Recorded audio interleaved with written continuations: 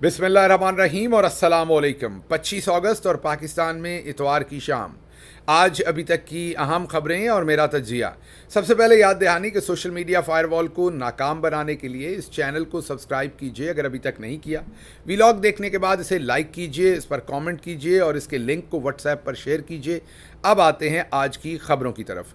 आज की पहली खबर आपके सामने रखनी है कि हर शाख पर उल्लू बैठा है, अंजाम गुलिस्तां क्या होगा। पाकिस्तान की किस्मत में नाकामी लिख दी गई है। जिस चीज़ में हाथ डालते हैं हजीमत है, मतलब कि सोने को भी हाथ लगाते हैं आजकल तो वो भी खाक बन जाता है। वजह क्या है? वजह कोई हमारे अमाल हैं या मौजूदा रजीम के अमाल हैं जिसकी वजह से हर जगह से जग हसाई, हर जगह से हजीमत हमारा मुकद्दर बनी हुई है। आज की खबर यह है कि बांग्लादेश ने अपनी तारीख में और पाकिस्तान की तारीख में पहली बार पाकिस्तान को क्रिकेट का टेस्ट मैच हरा दिया है। जी हां, बांग्लादेश की टीम पहली दफ़ा पाकिस्तान से कोई भी टेस्ट मैच जीती है और वो भी सोने पे सुहागा पाकिस्तान के अंदर आकर जीती है। पाकिस्तान के अंदर पाकिस्तान को हराया है और ये हजीमत तो चले हुई, लेकिन ऑन टॉप ऑफ दैट जो पाकिस्तानी कप्तान का बयान है उसने तो चार चांद लगा दिए इस सारी हजीमत को। लेकिन वो भी क्या करें, उनका बयान भी तो वैसा ही है जैसे चौधरी साहब का SIFC के ऊपर है या मौजूदा हुकूमत का इकॉनमी के ऊपर है। शान मसूद जो पाकिस्तान की क़यादत कर रहे थे, जब उनसे पूछा गया कि भाई आप बांग्लादेश से भी टेस्ट मैच हार गए तो ये आपने क्या किया है, तो उनका जवाब ये था कि हमने ये सोचा था कि 5वें दिन का खेल होगा ही नहीं। हमारी कैलकुलेशन तो ये थी कि 5वें दिन बारिश हो जाएगी और खेल नहीं होगा। अब हमारा क्या कसूर है कि बारिश नहीं हुई और हम हार गए। मतलब उनके कहने का मतलब ये था कि अब बारिश होगी तो हम जीतेंगे, बारिश होती है तो पानी आता है, पानी आता है तो शान मसूद जीता है। तो ये इस तरह की बात हुई। बहरहाल हमने नहीं खेलना, अब बारिश ही हमारे साथ खेलेगी तो ठीक है, वरना हम ऐसे ही हारते रहेंगे और वो भी अपनी तारीख में पहली दफ़ा हम बांग्लादेश से पाकिस्तान के अंदर हारेंगे। अब अगर ये काम किसी सियासी हुकूमत के साथ हुआ होता तो आप सोचिए कैसी कैसी हमने बैठकर कहाँ टी ब्रेक्स के ऊपर बैठ के हमने तबसरे करने थे। अब क्या है, अब तो मोहसिन नकवी साहब हमारे अपने हैं, हमारे रिश्तेदार हैं। उनको हमने वज़ीर दाखिला भी बनाया। पहले हमने पाकिस्तान के पंजाब का जो सबसे बड़ा सूबा है उसका वज़ीर आला भी लगाया। फिर वज़ीर दाखिला देकर पेट नहीं भरा तो हमने कहा साथ उन्हें हम PCB का चेयरमैन भी लगाएंगे। हमने उन्हें PCB का चेयरमैन भी लगाया और उनकी ढिठाई का लेवल देखें कि क्रिकेट के बदतरीन दिन पाकिस्तान में लाने के मेन अमेरिका के अंदर अमेरिका की पार्ट टाइम टीम से पाकिस्तान वर्ल्ड कप का मैच हार गया। जी हाँ, उसके अंदर खेलने वाले लोग कुल वक्त ही नहीं खेलते, वो फुल टाइम नहीं खेलते, पार्ट टाइम खेलते हैं, अपनी नौकरी करते हैं। जब शौक़ लगे, दिल करे तो क्रिकेट खेलते हैं। उस टीम से हारे और वहाँ पहले कहा कि मेजर सर्जरी की ज़रूरत है, फिर कहा नहीं सर्जरी की ज़रूरत नहीं है। अब यहाँ पर हारने के बाद भी इंतहाई बेशर्मी और ढिठाई के साथ एक ट्वीट किया जिसमें बांग्लादेश को मुबारकबाद दी और साथ कहा कि हमारी टीम अच्छा नहीं खेली, आइंदा अच्छा खेलेगी, हम आपके सामने हाथ जोड़ते हैं, इससे अच्छा ना खेलिएगा क्योंकि आपका जो अच्छाई का लफ्ज़ है वो हमें समझ आ गई है। आप अच्छाई नहीं, आप तबाही हैं और अगर आपकी अच्छाई हुई तो फिर पता नहीं पाकिस्तान क्या करेगा। ये हमें समझ नहीं कि अब इससे नीचे पाकिस्तान की टीम क्या जाएगी। लेकिन चौधरी साहब की कोई अकाउंटेबिलिटी नहीं है जिन्होंने मोहसिन नकवी साहब को रूए रवां बनाया है, जिन्होंने पाकिस्तान की क्रिकेट को इस लेवल पर लेकर आ गए हैं कि अब हजीमत के सिवा वहाँ पर कुछ नहीं रहा, हार के सिवा कुछ नहीं रहा। लेकिन इसकी एक मुस्बत पहलू भी है। वो मुस्बत पहलू ये है कि अब चौधरी साहब इसका नतीजा भी बदल सकते हैं। अब अगर हम फॉर्म 47 वाला नतीजा आपको दिखाएं स्क्रीन पर तो पाकिस्तान बांग्लादेश से वैसे तो शायद 10 विकेटों से हारा है, लेकिन फॉर्म 47 में तो आपको पता है काट के नया रिजल्ट ही बनाना था ना। तो अगर चौधरी साहब के हाथ में होता है, इसमें ICC इन्वॉल्व ना हो, इंटरनेशनल रेफरीज इन्वॉल्व ना हो, इंटरनेशनल अंपायर्स इन्वॉल्व ना हो, तो चौधरी साहब ने इस तरीके से आपको रिजल्ट देना था और ये फॉर्म 47 के रिजल्ट के ऊपर पाकिस्तान ने जीत जाना था, वो भी पूरे 10 रन्स के साथ। उनकी 10 विकेटें हमने अपने 10 रन्स बना लेने थे और बांग्लादेश को हमने हरा देना था और पाकिस्तान को हमने जिता देना था। काट के नाम ही बदलने थे, जैसे यास्मीन राशिद और नवाज शरीफ के हल्के में हुआ और बहुत सारे हल्कों में हुआ। तो फॉर्म 47 के ऊपर तो रिज़ल्ट में हम जीत सकते हैं, लेकिन अब फॉर्म 45 पर इनकी जो परफॉर्मेंस है हमारा जीतना कभी भी मुमकिन नहीं लगता। लेकिन बहरहाल शर्म हमें नहीं आनी, हमने इसी तरीके से मोहसिन नकवियों जैसे लोग जो हैं इन्हीं से ही हमने क्रिकेट का बेड़ा गर्क करवाना और हमने कुछ नहीं करना। अच्छा जी, अगली खबर जो है वो काफ़ी बड़ी खबर है। हमारी नहीं है, नजम सेठी साहब की खबर है। हम इसलिए आपको नाम बता रहे हैं कि आपको पता चले कि आपको याद होगा ना कि वो गंडोला राइड लिया करते थे लंदन के अंदर इकट्ठे। नजम सेठी साहब और नवाज शरीफ साहब तो यारी तो बहुत पुरानी है। अब नजम सेठी साहब ने खबर ये दी है कि नवाज शरीफ मुल्क से जाना चाह रहे हैं। जी हाँ, उन्होंने खबर ये दी है कि अगर काजी फायज़ ईसा को एक्सटेंशन ना मिली और जस्टिस मंसूर अली शाह जो है वो चीफ जस्टिस बन गए तो फिर नवाज शरीफ जो है वो वापस लंदन जाना चाहते हैं।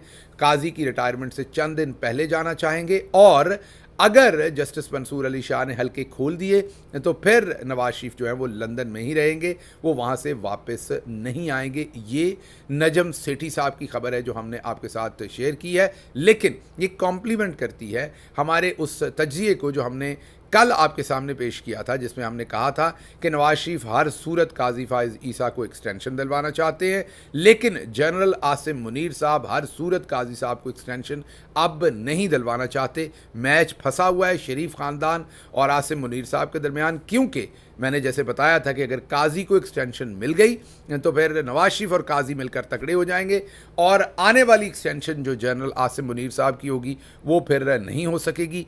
अगर जनरल आसिम मुनीर साहब ने एक्सटेंशन लेनी है तो उन्हें शरीफ ख़ानदान को थोड़ा कमज़ोर रखना पड़ेगा और वो तभी होगा जब उनके हाथ का चीफ जस्टिस के तौर पर काम नहीं कर रहा होगा। मैच फंसा हुआ है, मुकाबला बड़ा ज़ोर का है, देखते हैं कौन कामयाब होता है। चंद ही हफ्तों की बात है, अब आपके सामने आ जाएगा कि एक्सटेंशन होती है कि नहीं। लेकिन नवाज शरीफ साहब जो इस टाइम मरी के लीडर बने हुए हैं, मीन मरी में निकलते वहाँ भी लोग उनसे सवाए चंद अपने खड़े किए हुए किराए के वर्कर्स के और कोई सलाम नहीं लेता। अब उनका मुल्क से जाना ही बेहतर है। मोहम्मद अली दुरानी साहब ने भी इस पर एक तज्जिया किया है। मोहम्मद अली दुरानी साहब ने यह कहा है कि नवाज शरीफ साहब को लंदन से बुलाया तो वज़ीर आज़म बनने के लिए था, लेकिन रख दिया है मरी के फ्रीज़र में। जी हाँ, उन्होंने कहा है कि बुलाया तो वज़ीर आज़म बनाने के लिए था, लेकिन फ्रीज़र में रख दिया है और अब वो ठंडे पड़ गए हैं, उनके पल्ले कुछ नहीं है, बताने को उनके पास कुछ नहीं है, उनका वक्त ख़त्म हो गया। अब उनका जाने का वक्त है सियासत में से और जल्द या बदेर वो यहाँ से अब चले जाएंगे और उसके बाद शायद आपको दोबारा सियासत में उस तरह से सरगर्म कभी नज़र ना आए। अच्छा जी, अगली खबर आपके सामने रखते हैं। हुकूमत पर 22 अगस्त का जो जलसा मुलतवी हुआ था, उसके बाद जो माहौल बना, जिसमें ये पता चला कि मिलिट्री इस्टेब्लिशमेंट है ये मिन्नत समाजत करके इमरान खान से इस जलसे को डिले करवाया था। अब मौजूदा हुकूमत के ज़ुम्मे ये लगा हुआ है कि अब सारा मलबा अपने ऊपर ले लें और आप कहें कि हमने डिले करवाया था। तो अब उन्होंने अपना सर पेश किया है और अब डंटोनिक साहब ने, पहले तो आपको पता होगा कि दानियाल साहब ने एक टेलीविज़न प्रोग्राम में जाके कहा था कि ये हमने रिक्वेस्ट की थी, मीन नून लीग कह रही। हालांकि पॉलिटिकली नून लीग को ये सूट नहीं करता बेचारों को। पॉलिटिकली नून लीग क्यों कहेगी?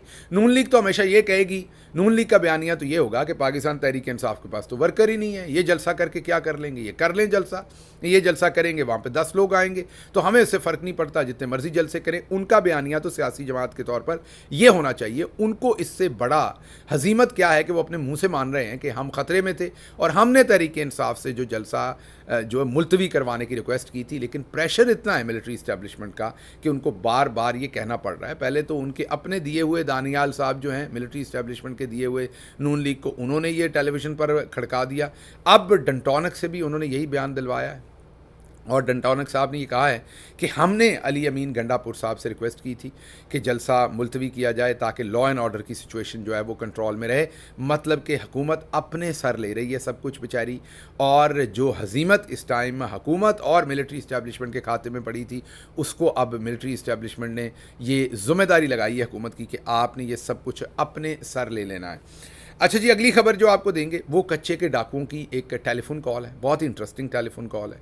पिछले दिनों आपको पता है कि बाजी की हुकूमत ने कच्चे के डाकुओं के सर पर जो इनाम था 10 लाख से बढ़ाकर 1 करोड़ कर दिया। कहा कि पब्लिक जिसको पकड़ के लाएगी, मतलब हमसे नहीं पकड़े जाते ना हम पकड़ेंगे, अब पब्लिक हमें ला कर दे और हम इनाम देंगे। सबसे बड़े डाकू के सर पर 1 करोड़, उससे छोटे डाकू के 50 और उससे छोटे वाले डाकू जो हैं उनके नाम पर 25 लाख रुपया इनाम होगा।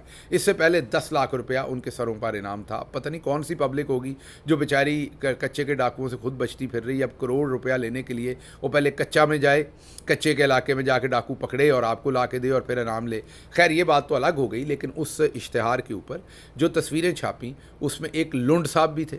अब लुंड साहब ने जो नंबर दिया था, वो तस्वीरें तो छापी थी डाकुओं की, और उस पर आवाम से कहा गया था कि इनके बारे में हमें मालूमात दें। नीचे एक नंबर था वजारत दाखिला का, तो लुंड साहब ने जो है वजारत दाखिला के उस नंबर पर फ़ोन कर दिया, और फ़ोन करके, ये अब मुझे नहीं पता कि ये मज़ाहिया कॉल है या ये असल में कॉल है, लेकिन ये है बड़ी इंटरेस्टिंग चीज़।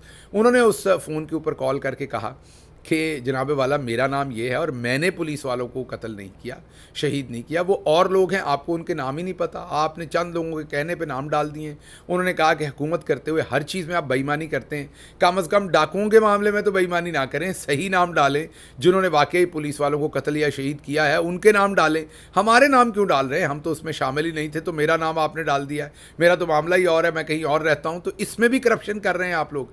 आप लोगों ने कानून का क्या हाल कर दिया, मुल्क का क्या हाल कर दिया। आप एसी के दफ्तरों में बैठे रहते हैं और पुलिस वाले आपके जो है वो बेचारे, ये डाकू कह रहा है कि पुलिस के जो कांस्टेबल हैं वो जलील हो रहे हैं, वो मारे जा रहे हैं डाकुओं के हाथों।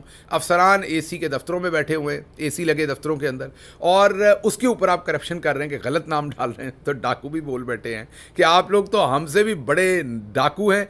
तो मेरा ख्याल है डाकू साहब ये कहना चाहते थे कि एक तो ये पढ़े लिखे नहीं है, ऊपर से ये कोशिश नहीं करते, मीन हर चीज़ में 2 नंबरी करते हैं। तो ये बड़ी इंटरेस्टिंग थी। लेकिन उससे भी इंटरेस्टिंग जो अगली खबर है वो है साबिक आईजी पंजाब ताहिर आलम। उन्होंने एक बहुत ही ज़बरदस्त बयान दिया है। उन्होंने कहा कच्चे का जो इलाका है वो सारा फ़ौज के हवाले कर दें। वैसे भी आजकल आपको पता है कि हम कॉर्पोरेट फार्मिंग करना चाहते हैं, ज़मींदारा करना चाहते हैं, ज़मीन आबाद करना चाहते हैं, तो कच्चे के इलाके में भी हम कुछ ना कुछ कर ही सकते हैं। वहाँ भी बड़ी ज़बरदस्त ज़मीन है, दरिया का डेल्टा भी है, दरिया के अतराफ़ भी हैं, तो क्यों ना उस ज़मीन को आबाद किया जाए। तो उन्होंने कहा कि ये सारा इलाका कच्चे का जो है वो पाकिस्तानी फ़ौज को दे दिया जाए, ताकि वहाँ फार्मिंग भी हो और डाकुओं को भी काम पे लगा लें, और मीन फार्मिंग के काम में उनको भी इन्वॉल्व कर लें वहीं पर। और उसके साथ साथ जो है कम अज़ कम इस हजीमत से जो है वो जान बच जाएगी कि आए दिन पुलिस वालों के साथ जो हो रहा है, हजीमत भी है और परेशानी भी है और एक दुख भी है पुलिस वालों का कि उनको शहीद किया जाता है वहाँ पर। तो ये बड़ी ज़बरदस्त उनकी तजवीज़ है। देखते हैं इस पर कब अमल होता है, मुझे होता नहीं लगता, लेकिन बहरहाल देखते हैं कि इस पर कब होता है। अच्छा जी, अगली खबर इंडोनेशिया से आपके सामने। इंडोनेशिया में भी बिल्कुल बांग्लादेश, श्रीलंका के तर्ज पर और कीनिया की तर्ज पर हमने देख रहे हैं कि वहाँ भी पब्लिक पार्लियामेंट पर जा चढ़ी है, इन एहतजाज कर रही है, सख्त एहतजाज कर रही है। वहाँ पर भी जो हुक्मरान जमात थी उन्होंने कानून के अंदर ऐसी अमेंडमेंट्स लाई हैं जो उनको फ़ायदा देगी अगले इलेक्शन में और ज़्यादा सीटें जीतने के लिए, और अपोजिशन को नुक्कर में लगाने के लिए उन्होंने भी कानून के अंदर नाइंसाफ़ी करते हुए ऐसी तरामीम करने की कोशिश की है जिससे उनको फ़वाइद हों। अब आवाम खड़ी हो गई है उसके ख़िलाफ़, बिफर गई है, और जकार्ता के अंदर पब्लिक ही पब्लिक है हर तरफ, और अब वो पार्लियामेंट हाउस तक पहुंच गई है। देखते हैं कि इसके अंदर होता क्या है, और मतलब कि देखते हैं कि इसके अंदर अब वही वाला काम होता है जो बांग्लादेश में हुआ है, हुक्मरानों को छोड़ के भागना पड़ता है, या वहाँ पर सॉफ्ट ट्रांजिशन होती है थोड़ी और हुकूमत बदलती है। लेकिन आवाम जो है वो काबू से बाहर निकल गई है और वो चाहते हैं कि अब मौजूदा हुकूमत जो है वो रिज़ाइन दे, क्योंकि उन्होंने गलत कानून पास करके इलेक्शन लूटने की कोशिश की है। अच्छा जी, अगली ख़बर आपके सामने बांग्लादेश से रखते हैं, जहाँ पर साबिक चीफ़ जस्टिस साहब की चतरौल हुई है। जी हाँ, साबिक चीफ़ जस्टिस जो हैं वो काबू आ गए हैं। उनको पुलिस किसी अदालत के अंदर ला रही थी, मुबैना तौर पर वो काबू आए हैं पब्लिक के वहाँ पर, और पब्लिक ने उनको बहुत धोया। हालांकि उन्हें गालिबन हेलमेट पहनाकर, जी हाँ, गालिबन उन्हें हेलमेट पहनाकर प्रिजन वैन में से निकाला गया ताकि लोग ना पहचाने या ना मारें। उसके बावजूद सर में तो चले लोगों ने ना मारा, लेकिन उन्होंने बाकी जिस्म का कोई हिस्सा नहीं छोड़ा, और जो हाथ में था जूते, टमाटर, सब कुछ मारा और उनकी खूब दुर्गत बनाई अदालत के अंदर जाते हुए। ये हाल होता है हमारे मौजूदा बैठे हुए जो बड़े बड़े ताकतवर लोग हैं, जस्टिस काजी फ़ाइज़ ईसा साहब जैसे लोगों को सोचना चाहिए कि आज नहीं तो कल आपने रिटायर होना है और इसी पब्लिक को आपने फेस करना है। चंद दिन पहले काजी साहब को उसका ट्रेलर भी नज़र आया ब्लू एरिया में, जब एक बेकरी में गए थे और वहाँ पर एक काम करने वाले लड़के ने इनकी दुर्गत बनाई। बाद में फिर उसको, उसके ख़ानदान को इंटेलिजेंस एजेंसीज़ के थ्रू अगवा करवा लिया गया, टॉर्चर करवाया गया, उस बच्चे पर टॉर्चर किया गया। लेकिन उस बच्चे ने, सेल्समैन था, उसने अपनी गुर्बत भी नहीं देखी, अपनी ज़रूरत भी नहीं देखी। काजी साहब सामने आए तो उन्होंने फिर दबाकर दुर्गत बनाई उनकी, क्योंकि आवाम जो है उनसे बहुत नाराज़ है, इन सबसे ही नाराज़ है, जस्टिस काजी फ़ाइज़ ईसा हों या तमाम ये पूरी की पूरी रजीम हो। ये बग़ैर ज़रा हुकूमती प्रोटोकॉल के कहीं निकलें तो सही। काजी साहब के साथ तो मामला हो चुका जो मैंने आपको बताया, बाकियों के साथ भी इसी तरह का मामला है। तो क्यों ना बांग्लादेश के मामलात से अभी से थोड़ी सी अकल की जाए और बांग्लादेश के मामला से सीखा जाए, आवाम को इतना तंग ना किया जाए कि आने वाले, वैसे तो कर दिया हुआ है इतना तंग, लेकिन बहरहाल कुछ जो कसर रह गई है उसको छोड़ दिया जाए, अभी भी तौबा की जाए, वरना फिर आज नहीं तो कल रिटायरमेंट है और उसके बाद आवाम है और आप हैं और आपको भुगतना पड़ेगा। आवाम आपको कभी रिस्पेक्ट नहीं करेगी, कभी माफ़ नहीं करेगी, आवाम हमेशा आपके ख़िलाफ़ नारेबाजी भी करेगी और आपको याद करवाएगी कि आपने जमहूरियत का कैसे शब खून मारा, पाकिस्तान के अंदर मजालम करने में आपके क्या हाथ हैं। अब अगली खबर आपको देंगे कि पाकिस्तान ने मोदी को दावत दी है। जी, आप पाकिस्तान के अंदर एक कॉन्फ्रेंस हो रही है जिसमें पाकिस्तान मेज़बान है, उसमें अब मोदी को दावत दी है। मोदी ने अभी तक जवाब नहीं दिया, देखते हैं। वैसे हुकूमत तो मोदी की बड़ी मनपसंद है, मौजूदा रजीम सारी ही मोदी को बड़ी पसंद है। मोदी साहब और ये एक ही पेज पर हैं, तजारत भी करना चाहते हैं, सब कुछ करना चाहते हैं, बहुत करीबी रिलेशनशिप है मौजूदा सेटअप के और मोदी के। तो देखते हैं मोदी आते हैं कि नहीं। अगर मोदी आए तो इसका मतलब तो ये कि एंडोर्स करने आ रहे हैं इन्हें, क्योंकि वैसे तो वो नहीं आते पाकिस्तान में, लेकिन बहरहाल देखते हैं कि मोदी इसको एक्सेप्ट करते हैं इनविटेशन को कि नहीं। अभी हम इस पर हतमी तज्जिया नहीं दे सकते क्योंकि मोदी ने अभी तक कोई जवाब नहीं दिया, मोदी गवर्नमेंट ने, कि प्राइम मिनिस्टर मोदी जो है वो पाकिस्तान तशरीफ़ लाएंगे या नहीं लाएंगे, लेकिन इन्होंने उन्हें इन्वाइट किया हुआ है। इसके साथ ही मुझे दीजिए यहाँ से इजाज़त। अल्लाह आपका हमें नासिर हो। पाकिस्तान जिंदाबाद।